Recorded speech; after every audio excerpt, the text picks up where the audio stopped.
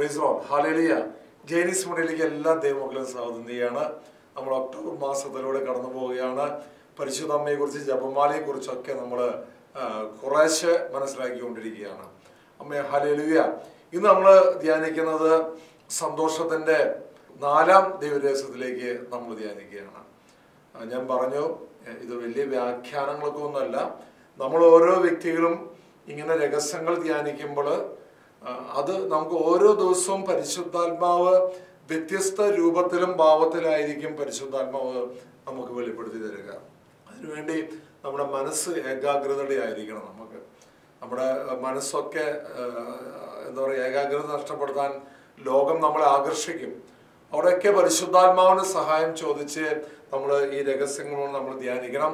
പ്രത്യേകിച്ച് 4ാം ദിവരഹസ്യം ഉണ്ണീശോയെ ശമയോന്റെ കരങ്ങൾ സമർപ്പിക്കുന്ന, അല്ലെങ്കിൽ കർത്താവിനെ സമർപ്പിക്കുന്നതായിട്ടാണ് നമ്മൾ ഈ 4ാം ദിവരഹസ്യം നമ്മൾ ധ്യാനിക്കുന്നത്. അതിൽ പറയുന്നുണ്ട്, ലൂക്കയുടെ സുവിശേഷത്തിൽ നമ്മൾ 22 മുതൽ പറയുന്നു, മോശയുടെ നിയമം അനുസരിച്ച് ശുദ്ധീകരണത്തിലുള്ള ദിവസങ്ങൾ പൂർത്തിയായപ്പോൾ അവർ അവനെ കർത്താവിന് സമർപ്പിക്കാൻ ജെറുസലേമിലേക്ക് കൊണ്ടുപോയി.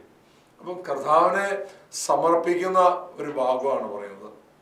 അപ്പം മോശയുടെ പ്രമാണങ്ങൾ, ഇതിൽ വേറൊരു സത്യം, ദൈവപുത്രനായിരുന്നിട്ട് പോലും പ്രമാണങ്ങൾ അനുസരിക്കുന്ന ഒരവസ്ഥ, സഭയുടെ പ്രമാണങ്ങൾ അനുസരിക്കുന്ന ഒരവസ്ഥ എന്ന് പറയുന്നത്.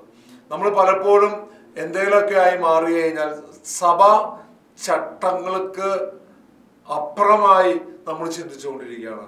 സഭ എന്നൊരു ചട്ടക്കൂട്ടിൽ നിന്നുകൊണ്ട് വേണം നമ്മൾ നമ്മുടെ ആയിരിക്കുന്ന ശുശ്രൂഷകളും നമ്മുടെ ജീവിതവും കൊണ്ടുപോകുന്നത്. ഇപ്പം ഇന്ത്യ എന്ന ഒരു ചട്ടക്കൂട്, ആ ചട്ടക്കൂടിൽ നിന്നുകൊണ്ടാണ് നമ്മൾ സംരക്ഷണത്തോടെ നമ്മൾ പോകുന്നത്. അല്ലെങ്കിൽ മറ്റു രാജ്യങ്ങളിലെ ആക്രമണങ്ങളും ഒരുപാട് കാര്യങ്ങൾ സംഭവിക്കും. ഇതുപോലെ സഭയെ എന്നുള്ള ഒരു ചട്ടക്കൂട്ടിൽ നിന്നുകൊണ്ടാണ്, അത് കർത്താവ് വ്യക്തമായി കാണിച്ചു തരുന്നുണ്ട്. എന്നാ പറയുന്നത് അല്ലേ, മോശയുടെ പ്രമാണങ്ങൾ അനുസരിക്കാൻ വേണ്ടി കടിഞ്ഞാൽ പുത്രനെ പ്രധാനമായി ദേവാലയത്തിൽ വന്ന് കർത്താവിൻ്റെ മുന്നിൽ സമർപ്പിക്കുന്ന ഒരു വലിയൊരു കാഴ്ച നമ്മൾ കാണുകയാണ് പറയുന്നത്. അപ്പം ഒരു സമർപ്പണ മനോഭാവം നമുക്ക് എപ്പോഴും ഉണ്ടായിരിക്കണം. അത് അല്ലെങ്കിൽ വിധേയത്വം നമുക്കുണ്ടായിരിക്കണം. സഭ എന്താണ് നമ്മളടുത്ത് പറയുന്നത്, ആ സഭയെ അനുസരിക്കാൻ നമ്മൾ ബാധ്യസ്ഥനാണ്. ഞാൻ കുറച്ച് ദിവസങ്ങൾക്ക് മുമ്പ് ഞാനൊരു വൈദ്യനായിട്ട് പ്രാർത്ഥിച്ചുകൊണ്ടിരിക്കുന്ന സമയത്ത് ഒരു മെസ്സേജ് ഇങ്ങനെ കാണിക്കാൻ, ഒരു ബൗളിൽ അല്ലെങ്കിൽ ഒരു കുപ്പി പോലെ ഒരു വലിയൊരു ബൗള്, അല്ലെങ്കിൽ ഒരു മീനൊക്കെ വളർത്തുന്ന ചെറിയ ഫിഷ് ടാങ്കൊക്കെ ഉണ്ടല്ലോ, ആ ടാങ്കിലെ ഒരു മീൻ ഇങ്ങനെ കറങ്ങി നടക്കുന്നുണ്ട്. നല്ല രസമായിട്ടൊരു പാക കണ്ടത്. അപ്പം ഞാനത് അച്ഛനോട് ഞാൻ പ്രാർത്ഥിച്ചുകൊണ്ടിരിക്കുമ്പോഴാണ് ഈ സീൻ കാണിച്ചുകൊണ്ടിരിക്കുന്നത്. പിന്നെ കുറച്ച് കഴിഞ്ഞ് കഴിഞ്ഞപ്പോൾ എന്താ പറയുക, പുഴയിലെ അല്ലെങ്കിൽ കുളത്തിലെ കായലിലെ കടലിലെ മീനുകളൊക്കെ ഇങ്ങനെ ഓടി കൊടുക്കുന്നതായിരിക്കും. ഇങ്ങനെ 2 സീനാണ് കാണിച്ചത്. അപ്പോൾ അതിനോട് പ്രാർത്ഥിച്ചപ്പോൾ ദൈവത്തിൻ്റെ പരിശുദ്ധാത്മാവ് കാണിച്ചതായിരുന്നു, ഈ ബൗളിലത്തെ അല്ലെങ്കിൽ ഫിഷ് ടാങ്കിലത്തെ മീൻ എന്ന് പറഞ്ഞാൽ സുരക്ഷിതനാണ്. കാരണം അവിടെ ആ വ്യക്തിക്കുള്ള തീറ്റ ലഭിക്കുന്നുണ്ട്, അതിൻ്റെ സംരക്ഷണം ലഭിക്കുന്നുണ്ട്. എന്നാ പറയുക, വളരെ സുരക്ഷിതനായിട്ടാണ് പോകുന്നത്. മറ്റൊരു കുളത്തിലോ അല്ലെങ്കിൽ കായലിലോ കടലിലോ പുഴയിലോ ഒക്കെയുള്ള മീനുകൾ എന്ന് പറഞ്ഞാൽ അവരിങ്ങനെ സ്വാതന്ത്ര്യം അവർക്കുണ്ട്, നല്ല രീതിയിൽ അവർക്ക് സ്വാതന്ത്ര്യമുണ്ട്. ആ സ്വാതന്ത്ര്യത്തോടെ അവർ ഓടി നടക്കണമൊക്കെ ഉണ്ട്.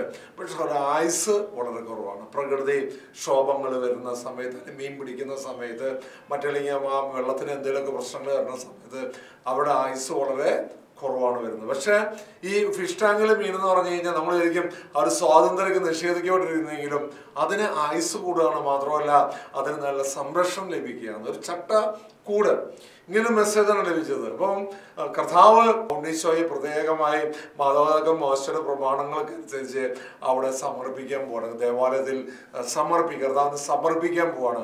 കടിഞ്ഞൂൽ സന്തതിയെ സമർപ്പിക്കാൻ പോകുന്നതാണ് അല്ലേ. നമ്മൾ പറയാറുണ്ട്, ആദ്യമായി ഉണ്ടായ നമ്മുടെ വിഭവങ്ങളൊക്കെ നമ്മുടെ ദേവാലയത്തിൽ കൊണ്ടുകൊടുക്കുന്ന പോലെ തന്നെ, സമർപ്പിക്കുന്ന പോലെ തന്നെ ഇതിലും ഒരു സമർപ്പണം. അപ്പോൾ ഒരു സമർപ്പണ മനോഭാവം, 1ാം സ്ഥാനം ദൈവത്തിന് കൊടുക്കണം. അതാണ് ശരിക്കും കർത്താവ് പറയുന്നത്. 1ാം സ്ഥാനം നമ്മൾ ദൈവത്തിന് കൊടുക്കണം. First preference God. അതിനുവേണ്ടിയാണ് നമ്മൾ അത് കർത്താവ് വ്യക്തമായി കാണിക്കുക. അവരുടെ മാതാപിതാക്കളുടെ ആ നിയമം പാലിക്കാൻ വേണ്ടി അവർ ബാധ്യസ്ഥനാണ്. ആ നിയമം പാലിക്കപ്പെടണം. അപ്പൊ ഞാനും നിങ്ങളും ഈ രഹസ്യത്തിലേക്ക് നമ്മൾ കടന്നു പോകുന്ന സമയത്ത് വ്യത്യസ്ത ആംഗിളുകളുടെ പരിശുദ്ധാത്മാവ് നമുക്ക് തരുന്നില്ല. പക്ഷെ സഭ എന്ന ചട്ടക്കൂട് അല്ലെങ്കിൽ ദൈവത്തിന് ഒന്നാം സ്ഥാനം കൊടുക്കണം, അല്ലെങ്കിൽ സമർപ്പിക്കണം.